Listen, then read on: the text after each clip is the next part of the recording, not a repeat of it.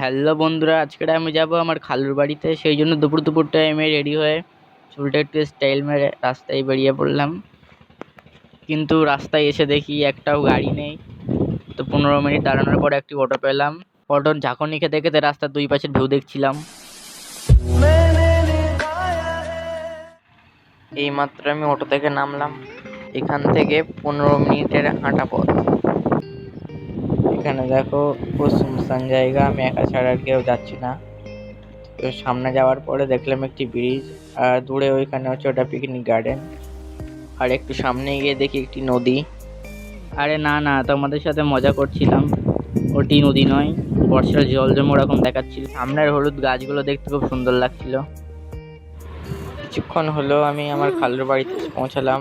এখানে আমার খালাতো বোনের সাথে কিছুক্ষণ খেলা করার পরে ওর বাড়ি যেতে হবে, তাই জন্য এখানে মিনি ব্লগটি শেষ করলাম।